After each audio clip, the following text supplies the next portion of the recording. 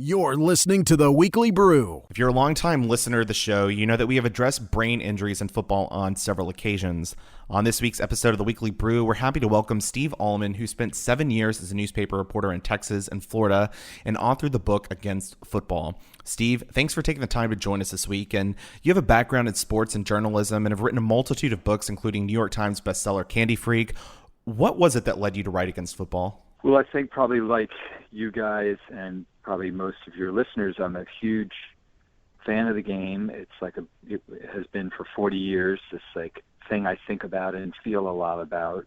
And over the past, I think like the past decade and especially the last 5 years, in addition to just loving it as a form of entertainment, I kept feeling these twinges of doubt about what I was up to, kind of which are, I think, the feeling you have when you start to shift from just enjoying something as entertainment to recognizing that it's also a moral undertaking and that there are aspects of the game that probably, like as a normal person, a citizen, a parent, whatever, you wouldn't be okay with. And those twinges just kept getting more and more like painful. Like I was more and more aware of feeling lousy about myself, even as I was loving watching the games. I think the thing that caused me to start doing the research that led to the book was, I mean, this is sad to say, but just seeing my mom suffer a delirium, having her have cognitive failure. And I just had never seen that up close. And, a few days after my third child was born, I got a call from my brother, and he said, "You need to come out. Something's happened to Mom."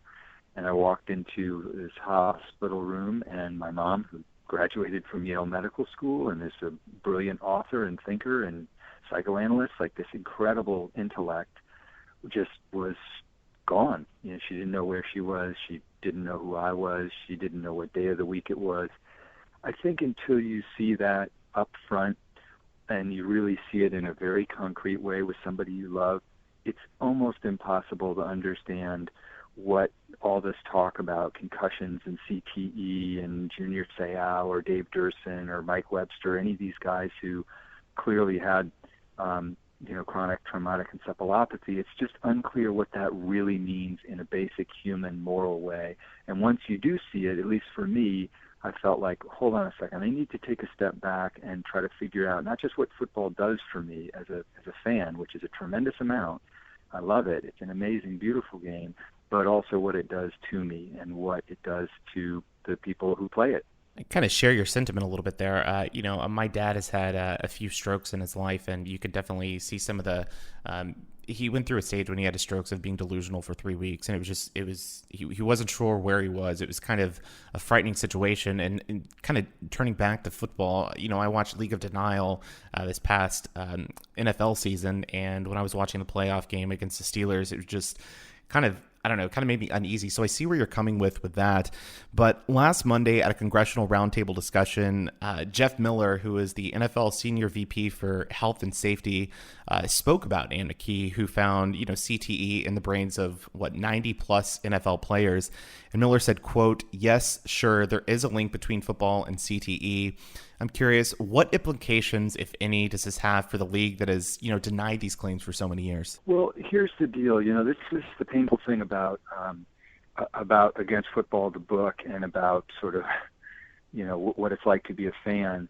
The NFL and the NCAA, for that matter, are part of this big thing called the sort of football industrial complex.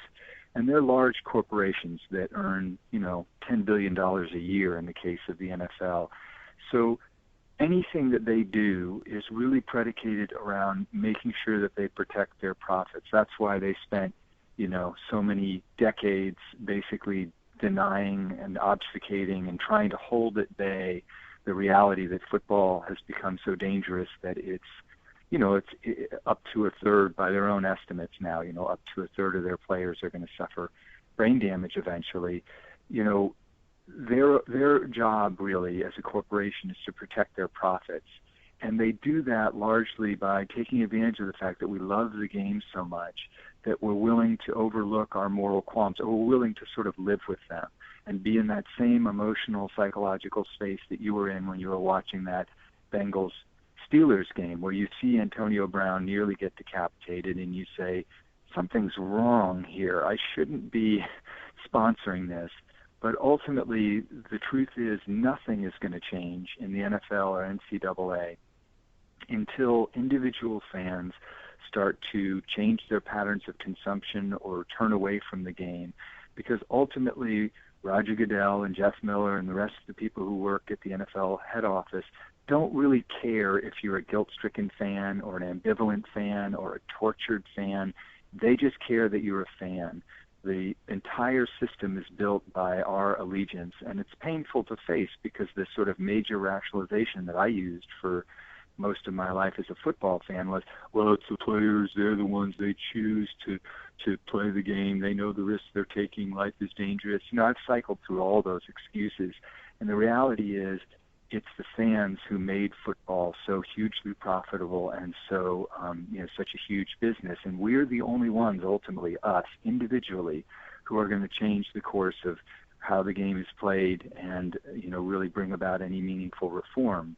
Until there is an economic incentive, the NFL will continue its incredibly lucrative pursuit of the game, knowing that there are millions of fans who feel just the same as you do. They're troubled by it, but they still tune in, and that's all the NFL cares about. I'm going to circle back to something you said, which I think is interesting. A lot of people these days are talking about what the game is doing to players, and I don't hear as many people talking about what the game is doing to us as fans. So we're sort of culpable in the damage that's occurring, but it's also doing things to us as well. And if you'll bear with me, I'm going to quote your book.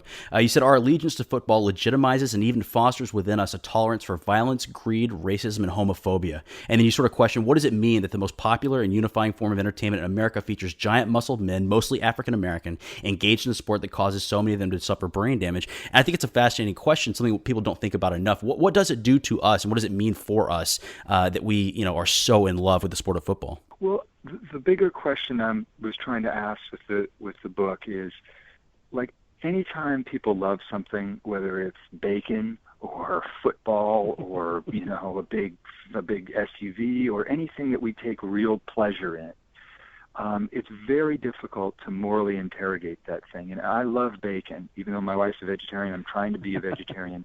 At the bottom of my limbic system, I love bacon, and yet I have absolutely zero desire to visit the slaughterhouse and see what happens to the animals, whose muscle tissue and fat I want to consume very much, almost at all times of the day. And so, football as a form of pleasure, I completely understand. The first 2 or 3 chapters of the book are an effort to describe how ecstatic and beautiful the game is. But then there are all these other values that are attached to it that I started to see very clearly, for instance, when I started to have kids. And if I sat in front of a football game with my son, for instance, I was essentially saying to him, hey, I'm rooting for the guys who are more powerful than the other guys. If one of my guys smashes the opposing quarterback to the ground, I cheer. That's a good thing. And if, one of my guys gets hurt, I'm concerned mostly because my team isn't going to win, not because I really care about whether that person is hurt or his family might suffer or he's feeling pain. So that's seen through the eyes of a child. My son is kind of looking at me going, that's not what you tell me on the playground. That's not what you tell me when I go outside and play. And likewise with my daughters, what they see when they watch football is, that masculinity and being a man is defined by physical dominance, and that being a woman is essentially being a sexual ornament who bounces on the sidelines for minimum wage usually. And that's not the vision of gender that I want to get across to them. And likewise, they see and they do notice, because they're kids, that almost all the players are people of color. And if they drilled down a little bit further and asked, why are these guys playing the game if they're so dangerous, Daddy? I would say, well, largely because they're from economically vulnerable neighborhoods. And this is the thing that is put forward to them, rather than good schools and support for working families and economic opportunity. What's put forward to them is a path to destiny, to having a larger life, to making fame and fortune, is if they get really good at this violent, beautiful game. That's their ticket out. It's a lottery ticket because 1 in 10,000 are ever going to get it, but that's what we give to the underclass in this country. That's dark stuff to consider, but when you're talking about a sport that is the biggest central narrative in the United States, to me anyway, that has deep meaning. It's not something dumb or superficial or brutal. It's saying very profound things about the way that our relationships in terms of gender and race and class and even violence and militarism. You know, the reason that boxing became a less popular sport, it's still popular, but it used to be the number one American sport. The reason that it is no longer that central sport and that football is essentially 5 times more popular and profitable than any other sport is because we could see when boxing fans, individual fans sitting there, could see the violence and brutality. These guys were mostly naked and they were clearly trying to beat each other senseless. The great trick in football is that the game is, and you guys know this as people who are much closer to the game and have covered it, it is unbelievably violent. Every play features guys who are huge, big, strong, fast, smashing into one another. There are hundreds and thousands of little invisible car crashes happening inside those helmets. But the catch is that we never see the blood. We never see the brains that are getting shaken up. And anytime somebody does get seriously injured, they are carted off the field and the show goes on. That is, in a way, teaching us to kind of abstract ourselves. It's a sanitized version of violence. It's very analogous to the awareness intellectually that we have young men and women who are fighting overseas and they are killing and being killed and being disfigured physically and psychologically. That's something you can hear and intellectually process. That's different than actually being in a war zone and realizing how traumatized everybody in that particular war zone is by the violence and danger and chaos of it. It's very hard to make people feel things, even if they understand them intellectually. And, you know, part of what I'm trying to do in against football is not to make people feel bad or say that football is stupid, but to be in a state of struggle, to understand both the pleasures of the game, but really what it ends up costing us. You had just mentioned, you know, those hits and those injuries and how the casual fan, you know, might not be able to see it because it's a brain injury. But, you know, when watching the game of football, it's not just, you know, like that ESPN segment that they used to have called Jacked Up, where you would just see those violent hits. It's not just those hits that are causing C.T.E. It's, you know, the practices, the subconcussive hits, you know, just the routine hits that you have on a day-to-day basis while doing 2-a-days during fall camp. But I'm curious, is the emphasis on concussions sort of a smokescreen for the NFL? And we always hear this rhetoric about making the game safer all the time, but what has actually been done to eliminate the risk of brain injuries? Well, look, you put your finger on it. The very word concussion, we have a concussion problem, it's about concussions, is an elaborate effort to mask the much more fundamental problem. Football doesn't have a concussion problem. The real danger is not the big catastrophic hits, the neurologically detectable brain trauma events. Those happen and they're dangerous. The real risk, and this is just following the medical research, the real risk is the hundreds and thousands of subconcussive events, that is, the little car crashes that never even register as concussions, that football incurs. And the real problem that football has isn't really a concussion problem. It's not even a violence problem. At the bottom of it, you guys, is a physics and physiology problem. Mass times acceleration is always going to equal velocity, or mass times acceleration is always going to equal force. That's getting my physics right. And, you know, as the players get bigger and as they get faster, they become basically more effective as weapons, smashing into one another. And players have gotten bigger and faster and stronger in a way that is unbelievable. I mean, you know, the standard linebacker 20 years ago was, you know, whatever, you know, smaller than a high school player on a Texas high school player at a big program. These guys, even starting in high school, are upwards of 300 pounds, and they're fast, and they work out and condition year-round. They become bigger and stronger and faster. That means they can hit one another harder, and that shakes around the brain. The physics part is clear. The physiology is that the brain is a soft organ that is, until we evolve in another billion years, always going to be encased in a hard shell of the skull. And when there are these massive collisions or even small collisions between big guys, The brain gets shaken around. There is no way to undo that. There's no magic helmet. There's no rule change. The only thing that they could do would be to make it two-hand touch or to make it flag football. And ultimately, that would cut into their profits because, and this is where it really devolves to the fans. You know, we like to say that we love football just for the beauty, the grace, right, the heroism, the poise that a player shows. And those things, I do love football for all those reasons. But everybody knows deep down in their, you know, when they put away their little hidey holes, they know that the biggest sound in a stadium, other than cheers for an amazing last-second touchdown, occur when there's a big hit and you hear it and everybody goes, "Oh!" And that's a powerful reaction. We are brought to football over other sports such as soccer or baseball because it has big impacts, because we know that there's a lot at risk and those guys are moving fast and smashing into one another. That's why they have those parabolic mics on the sidelines that pick up every bone-crunching decibel.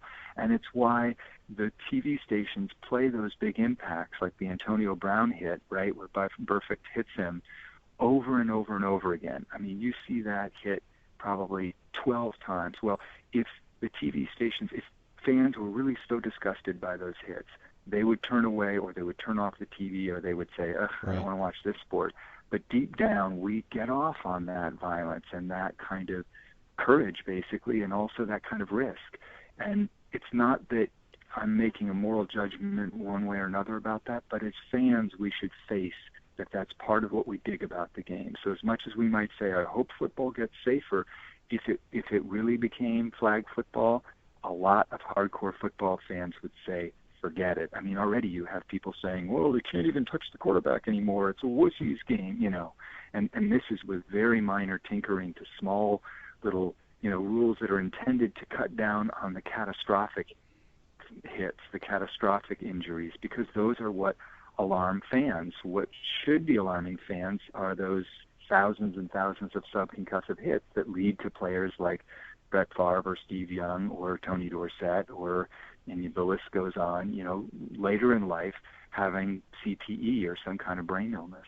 You know, on the one hand, we as a society, I think, have progressed. You know, women's rights, you know, they're more active in the workplace than ever before. They're being educated at a higher rate than ever before. We are, in some ways, progressive. And yet, along with that, football has never been popular. I mean, is it safe to say that football is kind of a refuge for people who begrudge that sort of progression or who don't enjoy or participate in what is ultimately, you know, trying to be a progressive society? Well, I don't think, I mean, look, here's the deal. You know, I think of football, and I say this at the end of the book, and you guys are welcome if your listeners are interested in such a thing to like it, or you have a website to post this portion of the book. I think of football ultimately as a kind of refuge. And at any rate, that's what it's been for me. It's been a place where I can retreat from the very complicated, scary, exhausting realities of trying to be like an adult, a parent, a good citizen. And I can just take pleasure in the joys of the body at play and a certain kind of aggression and heroic aggression that, like, I can't enact in the world as an adult or a parent, but I still have deep inside me as a little kid who loves playing football and loves sports in general. And, you know, it's a sort of a morality-free zone. It's a place where people can go where they know what the rules are, and it's sort of before the age of shame, before you feel bad about things. This is why it was so spectacularly stupid to write a book like Against Football, because who wants to be, you know, the whole point of football is not to feel bad and guilty, and it's to take pleasure in something that is kind of tribal and exciting and dangerous. And I think, like a lot of the things that we, you know, take pleasure in, it's not exactly that we're holding society back from moral progress. It's that inside of each of us, we're seeking a refuge from really complicated, you know, morally difficult crises. This happens every time you fill up your car with a tank of gas, you know, or that you eat meat and know that it was factory farmed and the animals suffered and it's part of a larger, you know, if you're really paying attention, Americans all the time are faced with these little moments where they can either feel pleasure or they can feel guilt, or they can feel some complicated mix of the two. And I think football is kind of a place where I, anyway, for years really it's a refuge, a place that I can go to where I don't have to worry about all this stuff, and I can just enjoy the game. And frankly, since I stopped watching, I miss it terribly. And, I no longer can go out with my neighbor Sean, who I write about in the book, and watch games and, take that kind of pleasure and just unwind from all my responsibilities as a dad with 3 little kids and a complicated marriage, and my anxieties about what's going to happen politically in this country and climate change, all that scary stuff that's just looming out there. Football, like thinking about an amazing player making an amazing play, or your team doing well, it's, it gives people a great deal of comfort and relief, and it allows them to connect to their families and to their hometowns and to stuff that's really important to them. I don't want my book to be like an argument against football or, saying that it's dumb. It's a reluctant manifesto. It's about trying to convince myself to turn away from something I really love. And I don't think it makes sense to say to try to shame people about football. And that's not what my book is trying to do. It's trying to understand everything that football is. And yeah, in some ways, probably the ways in which it keeps us from making certain kinds of moral progress that are really inconvenient. I mean, trying to understand everything that football is, one of the more fascinating pieces of the book, I thought, was your analysis of Richie Incognito and Jonathan Martin. And to quote you again, you say Incognito is guilty of bullying, but his true crime seems to be that he harbors forbidden desires for Jonathan Martin, which is maybe a bit salacious, a bit incendiary, but you make a really good case for it. And, you also write that pro athletes have engineered lives in which they work and eat and bathe with other men and live by a set of masculine codes that discourage empathy, introspection, any sign of weakness, really. And as history attests, there are clear social and political ramifications to this internal schism. I'm curious, we're seeing kind of the rise of Donald Trump, right? There's a political, you kind of referenced some of the political things that are going on in this country, and there seems to like a large overlap in the demographics there, and a large overlap in the sentiments, of people wanting to fight, people wanting to knock people in the mouth and so forth. I mean, is it fair to say that Trump's success is just one more facet of the kind of culture that supports and embraces the NFL? It's fascinating because after the playoff game that you mentioned, actually, the Bengals Steelers game, which was a particularly violent, intense game where the fans, I didn't see it, but I wrote it, I heard Trump talking about the NFL, and his reaction to that game was in essence the exact opposite of yours. You saw the big hits and the violence and how overt it was, and how kind of this atmosphere of aggression and violence in the stadium, and it made you sort of lean back from the screen and go, ugh, I don't know if I want to be a part of this scene, even though I love the game, right? I hope I'm not mischaracterizing how you felt, but it sounds like what you were sort of saying. Donald Trump's response to watching that same game was, I can't even watch the NFL anymore. It's a bunch of sissies. They throw a flag every 5 minutes. And his fans, of course, ate it up. There is something about his rise that feels to me very clearly, and I wrote a whole piece about this because it was such a striking moment where football and NFL culture were kind of clearly overlapping with the rise of Trump. It is about wounded masculinity. It is about being the tough guy and the strong man, and and answering people who you disagree with or are troubled by or threaten your worldview with aggression, punching them or wanting to punch them or shout them down. And that's where we are politically. This is the moment that we live in, where there is a large number of people who are, I think, quite frightened and angry. They see the civic institutions, the media, and the political systems in our country essentially broken. They recognize that corporate influence, or at least they recognize that those systems are broken. Whether they realize how much corporate influence is a part of that is more debatable. But they're understandably frustrated and angry. A lot of them are Caucasian white people like me who feel culturally dislocated and under siege in some way, as if the rising minority populations in this country are going to take away certain things that they've had for a long time. And, they feel understandably under siege, and the way that they deal with that, I think, is through feeling a lot of aggression and anger and plugging into a guy like Trump, who basically his whole ethos is, might makes right. I'm a big, strong guy, and I'm going to take care of you. Don't worry, I got a big dick. I'm a big, tough guy. I'm going to, we're going to shout down. And it's really ultimately kind of, that kind of fronting, that kind of machismo is always built on a foundation of insecurity, whether it's Donald Trump or Richie Incognito. Anytime you go out of your way to try to seem like a tough guy, it's because deep down inside you don't feel so tough at all. And I think somebody like Richie Incognito, to circle around to where your question started, you guys have noticed rhetorically I tend to take the scenic route, but his relationship with Jonathan Martin, these guys exchanged 30,000 texts over the course of 14 months. That's like 30 texts a day at all hours of the day and night, often about the intimate details of their sexual life. The way that Incognito talks about Jonathan Martin, calling him his bitch, and all this ideation around you're gay, you're a idiot, and also I miss you, and there's a kind of underneath all the bluster is this feeling that really, in a way, he loves Jonathan Martin. Maybe not like wanted to have sex with Jonathan Martin, but that he felt an intimacy towards him and a closeness that was frightening to him, for him to confront. And he dealt with that, I think, by bullying him, which is oftentimes what we do. The kid whose pigtails you pulled in third grade was one you had a crush on. I think this is an operation in general in sports, and especially in football culture, where, in a way, for me, I purchased, by being a football fan, the right to go spend time with my male friends.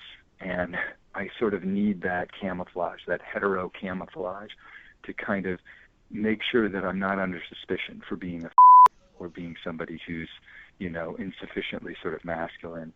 I think that's true in the larger world of football. It's this kind of cult of hypermasculinity. And there's, when, for instance, Jonathan Vilma said, I don't want to have a gay guy in the locker room, what he was really saying is, hey, the locker room's an incredibly intimate space. I have to undress there. I have to, I'm around guys all the time, and I'm around them naked and in the showers and so forth. And I don't want a guy who I think might be checking me out in that space. People can tease him for being bigoted about that or paranoid or whatever. But if I put myself in his shoes, I get what he's saying. What he's really pointing out is that football and the culture of football, if you're inside of it, is an all-male enclave, and it's tremendously intimate at the same time that it's super macho. These guys are closer to one another than they are. It seems to me that Richie Incognito and Jonathan Martin were probably psychologically and emotionally closer to each other than any of the women who, they might have, been involved with. And that's frightening when you have an image of yourself, and the world has an image of you as this super macho guy who would never catch a dick in a million years. You had just mentioned, the macho atmosphere kind of surrounding football, and one of the guys that I think of is kind of a local product here in Houston. Ted Johnson grew up, has family in the state of Texas, and won 3 Super Bowl rings with the Patriots. Now he hosts a afternoon drive radio show on 610 here in Houston called The Triple Threat, but he's more that macho figure, and they kind of play him up as that macho figure. And for our listeners, I'm not sure how many people know this story about the practice jersey and the hospital trip, but can you kind of recap that for the audience? It's such a great example of the kind of paradox that a lot of these guys are stuck in. So here's Ted Johnson, who is steeped in I'm not going to say indoctrinated, but steeped in football culture. And the best thing that you can do when you're a football player, the most noble and heroic thing is not to play well, it's to play hurt, right? That's the big measure, is that you're willing to put your body at risk for your brothers and for your team, and right?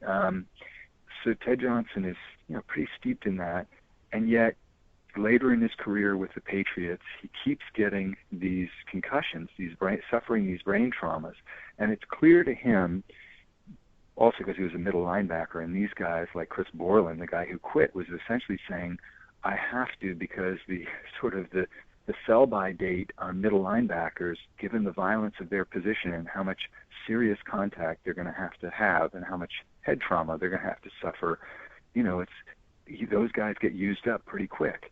And to put it very cynically, because their bodies and their brains just get hit so hard, so much, so frequently. So Ted Johnson is sort of at the end of his career, toward the end of his career, he suffers what he clearly knows is a neurological event, and he wants to not have to play. And he knows that he's not right, and so he really wants to make sure that he's not going to be in practice. He's going to wear a no-contact jersey. Now, Bill Belichick, the coach of the Patriots, knows something very fundamental that every football coach knows. You cannot have a player who's playing scared, especially at middle linebacker. You cannot have somebody who's consciously or unconsciously avoiding contact. Those guys have to be completely unambivalent about throwing their bodies before their conscience. They just have to play that way. You hear that term. They're flying around the field. It's basically you have to have wild abandon. You can't have in the back of your mind the tiniest voice saying, hey, you could suffer a second impact syndrome and your brain could hemorrhage and you could die, or you're not fully recovered from the last injury, or you're still dizzy, or don't do this. You can't have any of those voices. You have to be ready to play all out no matter what the risk to your body is. So Ted Johnson had the good common sense as a human being to recognize I'm not in good enough shape. I need more recovery time. He wanted to have a no-contact jersey. He had one in his locker, and it's replaced by, at Belichick's direction, it's replaced by a contact jersey. And he goes ahead, even though he's steaming mad about it, he goes ahead and he wears that contact jersey because he knows that he wants to please his coach. He knows that his coach is essentially saying to him, hey, man up, pal. And I think a couple of days later, if I'm getting the story right, he suffers a serious concussion in a preseason game. Another concussion, and essentially shortly after that ends up retiring. And he's furious at Belichick, and he goes into Belichick's office and confronts him about the fact that he forced Johnson really back onto the field when it was medically unsafe. And, that story doesn't get told a lot. And Belichick essentially admits it and says, yes, I did that. I was the one who wanted you to wear the contact jersey. It has to do with the larger issue of incentives. You really have to think about it. And at the end of Against Football, I talk about, okay, so how might the game be changed? And the only way that it's really going to get changed is if the current incentives are changed. The incentives at the moment are win and make money. Those are the only two incentives for the players, the coaches, certainly the owners and the sponsors. The only way that's going to change is if you put in place a different set of incentives. So, for instance, in the case of guys like Ted Johnson or just generally, it would not be difficult at all with the current technology to put monitors in the players' helmets and to put them on essentially what amounts to a kind of pitch count for football, so that if they absorb, based on these monitors, a certain number of G-force hits, they have to be removed from the game. They would have to be because it would be medically unsafe for them to sustain the kind of subconcussive events that they got in a game or a practice. But of course, the NFL will never do that in a million years. And the reason they won't is because, one, it forces the fans to think about the fact that these guys are all risking brain injury, and two, because the players themselves have to play with that kind of reckless abandon. That's part of the reason that we're tuning in, right, guys? Because we see those guys being way braver than we would be. Most normal, rational human beings, if Ted Johnson was bearing down on you, or Teddy Bruschi, or whoever it is, Brian Urlacher, a 270-pound dude with 15% body fat and if not roided up, buff beyond belief, weaponized in a hard helmet and shoulder pads, was bearing down at you, at 24 miles per hour, ready to pound your sternum into dust. The logical response for any of us fans would be to turn around and run as fast as we could, duck into a foxhole. These guys are heroic to us because they live out a certain kind of, it's really a Greek ethos. It's the idea that is put forward in the Iliad. Achilles has a choice of a long, safe life or a short, valorous life in which he knows he's going to die young. In a sense, we admire Achilles for going out on the shield and making that decision, even though it's against his self-interest, his, hope of having a long-term life. That's what almost every NFL player lives every Sunday, and we, from the safety of our couches, having made decisions to lead another sort of safer life, love them for it. We worship them for it. We admire what their courage and their valor, even if it destroys their bodies and their brains, especially because it destroys their body and their brains.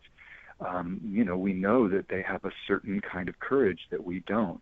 And Ted Johnson's one of these cases where he had the good sense to break that code and say, I know that it is unsafe for me to go back on the field. And the incentives of the game said to him, hey, pal, put on the blue jersey or you're not going to play on Sunday. And more importantly, I, the coach, and the rest of your team is going to think you're weak. This is where it really circles back to that idea of hypermasculinity. And a lot of these guys, it's a kind of collective groupthink. You only see it when somebody like Chris Borland says, what are you talking? Oh, my God, I don't care if I'm going to get a big contract. Mm-hmm. I'm going to die young and in a painful, chaotic way for myself and my family, or there's a significant risk that that's going to happen if I continue to play this game.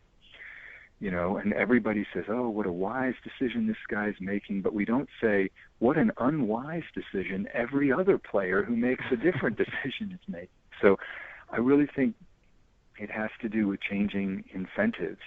Another thing that I suggest at the end of against football is you could put a weight limit so that guys aren't bulking up, because part of what I'm sure you've seen down in Texas, players at the high school level, Pop Warner level, and the college and pro level have just gotten about 30% bigger, stronger, and faster over the past 20 years. It's a kind of human arms race. And that means it's just more dangerous. Guys, if you read about there's a wonderful book called Slow Getting Up by the NFL retired tight end Nate Jackson. And the whole book is about what it's really like to be a player, how injured they are all the time, and also how hard it is to literally just keep his weight up.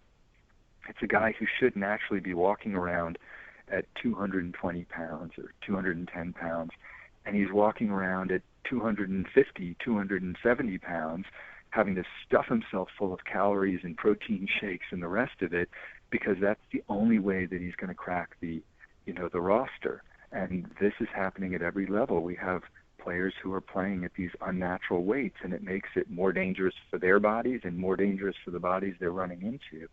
So none of this stuff is rocket science. It's all pretty basic, but it runs up against our desire as fans ultimately to kind of see the human limits of endurance and courage pushed further and further. I'll be honest, it seems almost hopeless. I mean, if it's so deeply ingrained in us, to love and be attracted to these kind of heroic figures, this sort of blood sport, that bravery, that courage. I mean, how do we, weight limits might fix a little bit from the football end. How do we as people fix ourselves? I mean, it sounds like we're broken. Well, I'll tell you what, I think, that is the exact question at the center of against football that I'm like kind of not wanting to face and struggling with. And you really kind of remarkably put your finger right on it. Football is only what we've made it. The fact that it's our religion, that it's our God, that it's our church, says very beautiful and amazing things about the human desire for grace and heroism and a certain kind of masculinity. And, those things are real and true. But it also says a whole other set of things about our inability to kind of grow up and have a more compassionate view of the world and a more empathic view of the world. And the only thing I can say is moral progress is extraordinarily inconvenient, but it's also possible. The United States has one narrative in which we're becoming more and more brutal and unhappy and self-destructive and decadent and indulgent. It's a kind of Roman Empire version where football stands in for the gladiatorial spectacles that were symptomatic of the downfall of that empire. But there's another history to the United States that has to do with slow, individual moments of moral awakening in which people made inconvenient decisions that were also the right decisions. For instance, to cleanse ourselves of the sin of slavery, or to allow women the vote, or to go through the tumult of the civil rights movement, or to believe in the principles of the New Deal or the Great Society, which weren't, government should take over everything, but that the job of government is to help and comfort the afflicted and the disenfranchised. All of those things are also a part of the American story. And, football in a way is just it's sort of America on steroids. It's sort of a symbol of our battle to connect to our primal selves and to childhood and the pleasures of childhood, and also, in my view, to kind of reckon with the places in which we've wandered away from the better angels of our nature as a country. And that wandering is individual. It takes place inside individuals. Against Football doesn't say boycott football. It doesn't say anything other than, let's start a conversation about what football means and what it does for us and its beauty and its grace and how important it is for us as a means of connecting to people in our family, in our community, in our city, or whatever it is, or high school or college, but also what it says about the other set of values that are reinforced when it comes to football. And that's a kind of private moral struggle that happens within individuals, and the aggregate of those individual moral struggles, I believe, hope, knock on wood, I have 3 little kids, so I have to hope this, is that the country goes in a different direction and makes some moral progress. Not that people necessarily quit watching football altogether, but that they maybe move away from football towards another sport, or demand in a way that's, registers that the sport be made less violent and dangerous to the people who play it. Or, for instance, if we really care about education, that we have football as something that's an activity people pursue outside of educational institutions, since it makes no sense to me that we have football as such a huge part of our high school and college identity. Really, when you say University of Michigan or, Corpus Christi High School or whatever it is, you should be thinking about classrooms and students and people's minds and brains becoming more powerful and more supple. You shouldn't be thinking about a football team, right? So I don't know, I don't know what direction it will go, but I do think we've reached a moment where, and it's pretty long overdue, where people inside and outside the sport are beginning to see it as a moral undertaking, as well as just an amazing form of entertainment. And anybody who tries to predict what's going to happen with it is on a fool's errand. Steve, this has been an absolutely fascinating conversation. I know that both myself and Kevin have enjoyed it, and we appreciate you taking the time to join us this week. And for those that are interested in following your work or perhaps purchasing Against Football or any of the other books that you've written, where can they find them? And also, how can they connect with you on social media? The book is available, like Against Football, is available on Amazon, or, that's just a Google search away. If people want to send me hate mail or any kind of mail, they're welcome to do that. I'm easy to find. You just Google my name, and that gets you to the website. And actually, if people want to read like the introduction to the book, which I think tries to set out what I'm up to, it has this title, Against Football, that makes it sound very dogmatic. But I hope, Kevin, you would agree. It's not.